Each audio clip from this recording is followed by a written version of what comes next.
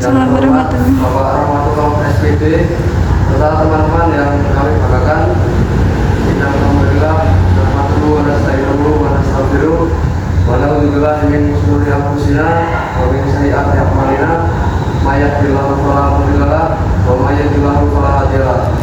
Asyhadu an la ilaha illallah wa asyhadu anna Muhammadan abduhu wa rasuluh. Perkenalkan, nama saya Abdul Syurga Sedikit Suma, absen 1. Nama saya yang tanggal juga Mahendra, absen 9. Saya Zakir Hendra Fadil, absen 36. Nama saya Safadillah Azhara, absen 28. Saya Amanda Eka Puspita, absen 2. Saya Verka Azanina Sika, absen 23. Di sini kami akan mengistilahkan tentang materi, yaitu menguatkan iman dengan menjaga kehormatan, ikhlas, malu dan zuhud. Yang pertama yaitu menjaga kehormatan. Menjaga kehormatan adalah menjaga harga diri, nama baik, dan kemuliaan diri. Dengan kata lain, menjaga harkat, martabat, dan harga diri manusia. Menjaga kehormatan dalam bahasa Arab disebut juga dengan muru'ah. Muru'ah adalah proses menjaga perilaku seseorang agar berjalan dengan jalan agama, menghiasi diri dengan akhlak terpuji dan menjauhi segala bentuk keburukan. Ada juga yang memberi definisi sebagai kemampuan untuk menghindari perbuatan yang negatif atau buruk, sehingga dapat menjaga harkat, martabat, harga diri dan kehormatan diri. Jika menjaga kehormatan dapat ada ayat 35.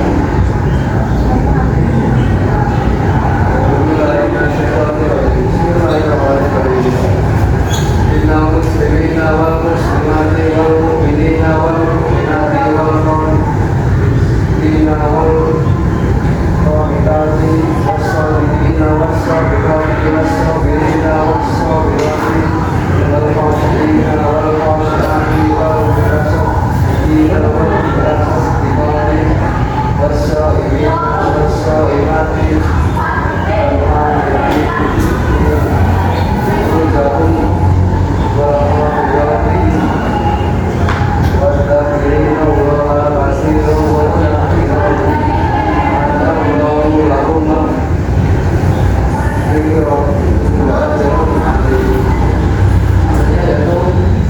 sebutnya laki-laki dan perempuan yang muslim, laki-laki dan perempuan yang mukmin, laki-laki dan perempuan yang tetap di dalam ketaatannya, laki-laki dan perempuan yang benar, laki-laki dan perempuan yang sabar, laki-laki dan perempuan yang khusyuk, laki-laki dan perempuan yang bersedekah, laki-laki dan perempuan yang berpuasa, laki-laki dan perempuan yang memelihara kehormatannya, laki-laki dan perempuan yang banyak hidup karena Allah.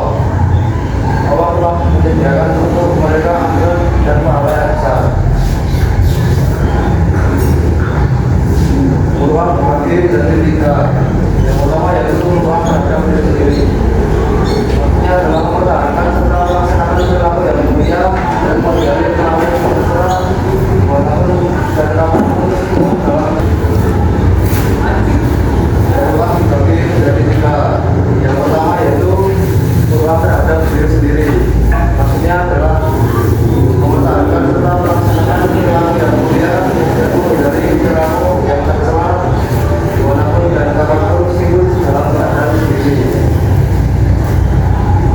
Contoh muru'ah diri sendiri dalam kehidupan sehari-hari yaitu menjaga kebersihan diri. Misalnya mandi sehari 2 kali, terus menggunakan pakaian yang bersih. Jadi pakaian yang bersih itu bisa dibersihkan untuk digunakan dan disemprot parfum. Setelah itu menghindari perilaku tercela, yaitu berbicara dengan santun. Misal sedang berbicara dengan orang yang lebih tua, itu harus menggunakan kata-kata yang sopan. Menjauhi kebiasaan buruk seperti tidak minum alkohol dan tidak menggunakan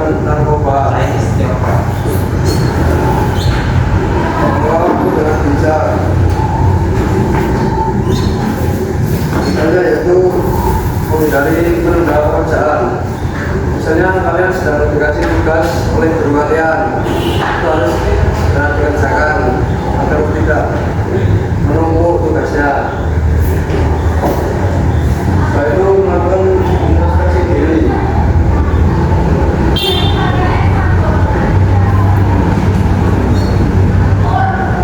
Kalian harus membuat renungan apa yang telah kalian lakukan. Misal hari ini kalian sedang sekolah terus buat kesalahan, nah itu waktu malam harinya harus merenunginya apakah tadi salah atau tidak. Kalau bisa ya diperbaiki agar bisa menjadi yang lebih baik. Yang kedua yaitu sama makhluk. Maksudnya adalah menjaga perilaku yang mulia dan menghindari terserah pada orang lain, baik di lingkungan keluarga, sekolah, dan masyarakat. Misalnya yaitu menghormati orang lain, kayak memberikan kursi pada ibu hamil saat sedang berada di kereta umum atau di bus umum. Menghormati pendapat orang lain meskipun berbeda agama. Jaga rahasia orang lain. Misalnya ada teman kalian yang sedang curhat tentang masalah hidupnya, kalian harus jaganya, tidak boleh mengumbar sana sini. Memberikan bantuan tanpa pamrih. Misalnya ada tetangga kalian yang sedang membangun rumah, kalian harus membantunya dengan ikhlas dan pamrih. Next. Yang ketiga, berubah terhadap Allah Subhanahu wa Ta'ala. Maksudnya yaitu merasa malu kepada Allah Subhanahu wa Ta'ala sehingga membuat seseorang untuk selalu melaksanakan semua perintahnya, menjauhi semua larangannya, dan merasa malu bila berbuat maksiat kepadanya. Contohnya itu menjalankan ibadah dengan khusyuk. Misalnya sedang melaksanakan sholat 5 waktu, harus membaca surat dengan fasih dan benar, jangan sampai ada yang salah. Terus bersyukur atas nikmatnya. Misalnya kita sudah dikasih nikmat sehat, dapat berkumpul bersama keluarga, terus nikmat sempat atau nikmat yang lain. Yang keempat, memanfaatkan waktu hal yang positif. Nah, jadi kalau ada waktu luang bisa digunakan untuk hal yang positif, misalnya kayak membaca Al-Quran, terus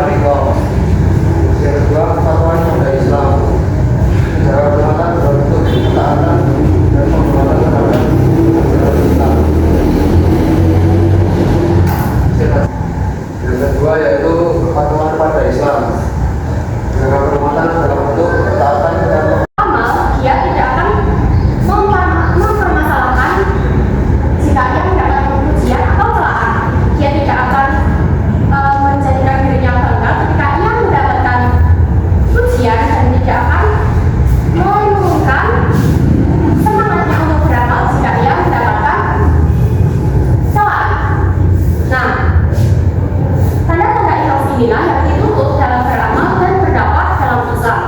Jadi teman-teman, di dalam ikhlas kalian tidak boleh ya mengharapkan balasan atau Yang selanjutnya malu. Pengertian malu. Malu secara bahasa adalah bahaya. Malu adalah menahan diri dari melakukan sesuatu dengan alasan takut akan kesalahan dari orang lain.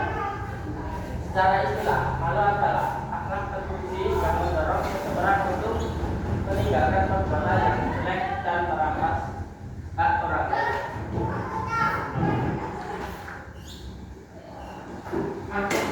Yang kedua, macam-macam sifat malu. Yang pertama, malu yang terbentuk secara alami atau gariza, merupakan malu yang sudah bawaan dari seseorang.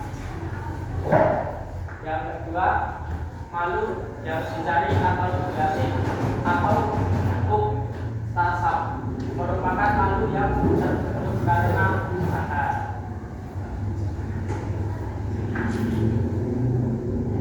Dan selanjutnya keutamaan malu. Yang pertama, malu tidak mendatangkan suatu kecuali kebaikan. Yang kedua, malu adalah lambang keimanan. Yang kedua, Allah menciptakan orang-orang yang malu. Yang keempat, malu adalah akhlak para malaikat. Yang kelima, malu adalah akhlak Islam. Yang keenam, malu sebagai pencegah perbuatan maksiat. Dan selanjutnya, malu senantiasa seiring dengan iman. Dan yang terakhir, malu akan menghantarkan seseorang ke surga.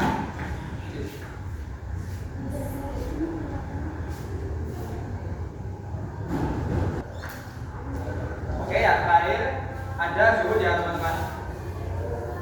Ayo perhatikan aja. Zuhud secara bahasa, zuhud itu artinya sedikit, tidak tertarik terhadap sesuatu dan meninggalkannya. Jadi zuhud itu meninggalkan kesenangan duniawi. Jadi mengejar ibadah kepada Allah, mengutamakan ibadah kepada Allah. Ya, itu teman-teman. Lalu untuk para ulama, menurut Abu Sulaiman Ad-Darani, zuhud artinya tidak tertarik terhadap sesuatu dan tidak menyibukkan diri dengan hal yang melalaikan Allah. Lalu yang kedua, menurut Abu Sa'id bin Al-Arabi, zuhud adalah tidak terlalu mencintai harta dunia. Nah, lanjut. Nah, ini keutamaan zuhud ya. Keutamaan zuhud itu mendapatkan cintanya Allah dan manusia. Dalam sebuah hadis Rasulullah bersabda, zuhudlah pada dunia maka Allah akan mencintaimu, dan zuhudlah pada apa yang ada di sisi manusia maka Allah akan mencintaimu. Hadis riwayat Ibnu Majah. Nah, ini yang keempat, ada tanda sifat zuhud pada manusia. Yang pertama, tidak adanya rasa tamak pada harta orang lain. Maksudnya itu kita itu tidak memperhatikan orang lain yang membutuhkan. Itu ciri-ciri orang tamak ya. Merasa tidak membutuhkan Allah.